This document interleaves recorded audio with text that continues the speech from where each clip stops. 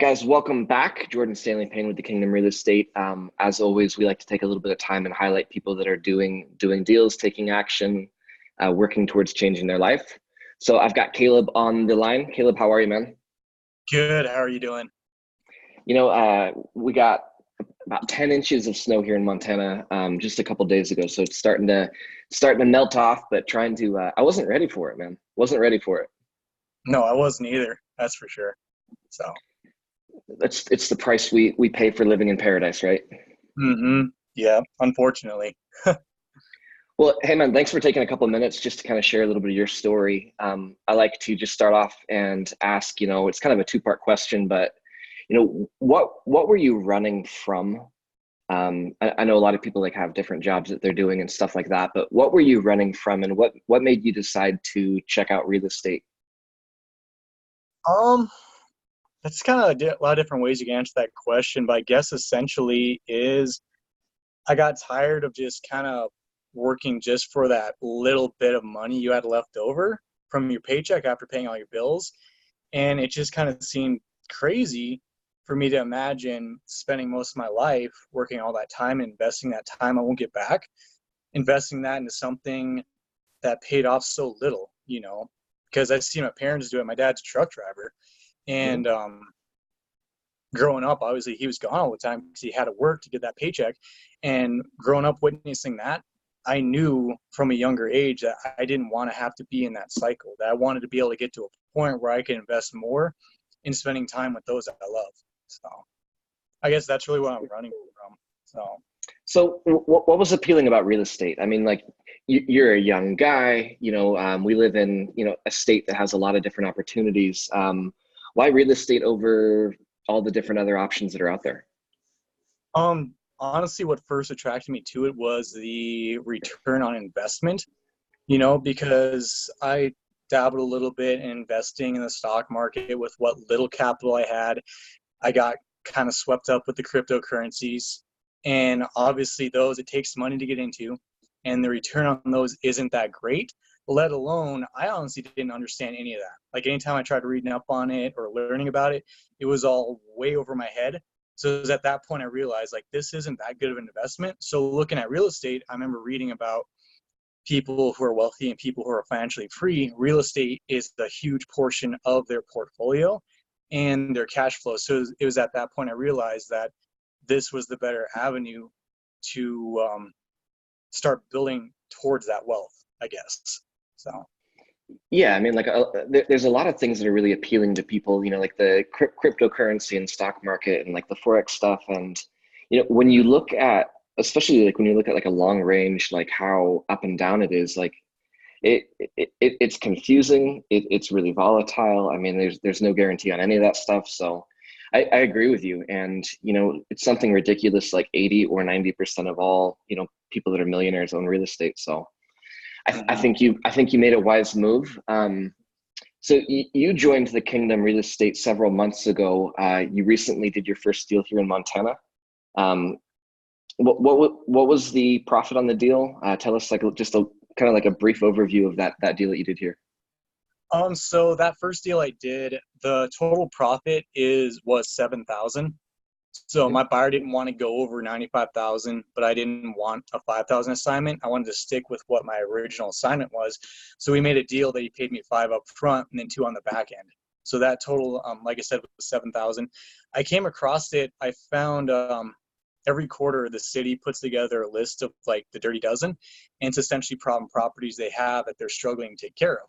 So I found one on there they couldn't locate the heirs to. And so after doing some public record searches, I think GIS, county website, I was able to locate someone on there, and I sent them a mailer. I just sent them a couple, but they finally got back to me. And it was a good situation because the house was vacant. It had been falling apart for a number of years, and the back taxes hadn't been paid on it. So I was able to step in and help these people, and I got my buyer a good deal. And these people are going to be able to pay off the back taxes and stuff. So it was kind of convoluted. It took longer than it should have, but thankfully it all worked out and I was able to get it done. So for anybody that ends up watching this in the future, a couple of things he said that were really, really important there that probably allowed him to do the deal. Number one, he said I was able to help the seller. Hmm. Um, there's so many different educators across all different industries that is not the approach. That is not the mindset that they have. It's really take, take, take, take, take. It's all about me. What can I do? What kind of a profit? But guys, if you want to, for anybody that watches this in the future, if you guys want to do deals and you want to make money, have that approach that Caleb just said. Like, I not only did he say I wanted to help the seller, but he also said that he was serving his buyer, which is just phenomenal. So you got $5,000 up front, and $2,000 on the back end. So they're gonna fix and flip it, or Yeah. The guy's gonna fix it up. He's gonna flip it. And the cool thing, the other thing too, I like about real estate is going back to what you said, helping people. You can actually build those relationships. But you also get to see the tangible results of what you're doing. Because like the stock market, you just see it go up and down. And you're like, oh, my returns this much of a percent. Big deal. It goes beyond just having the paycheck. Like that's cool, but it's also cool because when he fixes it and flips it, I'm going to be able to see that house. It's going to be repaired. It's going to be nice. And it's a cool feeling knowing that I had a hand in helping those people and also that neighborhood too, because it's going to add value to the neighborhood also. So that's pretty cool, was I it think. was it on the south side, or where was it? Surprisingly, it was on the west end by the city college. Oh, oh, Yeah, nice. That's yeah. that's a good area, dude, for sure. No, no, definitely. So we just did just did a deal, $5,000 up front, 2,000 on the back end. You've been with us for a couple months here. Let's fast forward. Like, where do you want to be like 6 to 12 months from now? Um, You've done the deal. It's real. It's tangible. You're like, oh my gosh, there's a switch that goes off in people's heads when they finally do a deal, and they're like, okay, this is real. It's not theory anymore. So you've kind of had that happen, 6 to 12 months. Do you want to be fully out of your job? Do you want to be sticking with wholesaling? What do you want to be doing?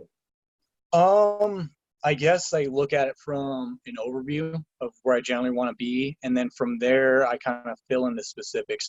So 6 months Mm-hmm. from now, I want to be financially free, which would mean at least on the low end, about 1,300 a month passive income, and then just I guess have like wholesale 30,000, which can be one deal. You never know. Or it could be, six Yeah, smaller deals.